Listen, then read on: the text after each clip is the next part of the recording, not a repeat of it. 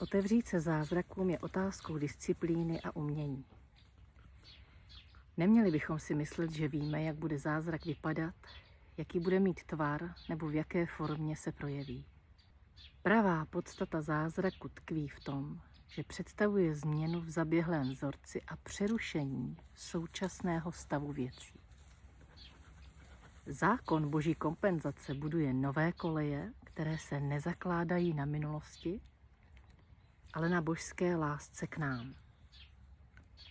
Bůh nezná omezení, ani se nesklání před diktátem ega a strachem z nedostatku a chudoby. Nezdílí s egem naše nízké hodnocení a my bychom se také neměli podceňovat. Tak to mi přišlo, že s váma mám sdílet tady tenhle úryvek z téhle krásné knihy, kterou doporučuji moc. Zákon boží kompenzace od Marianne Williamson. Práce, peníze a zázraky.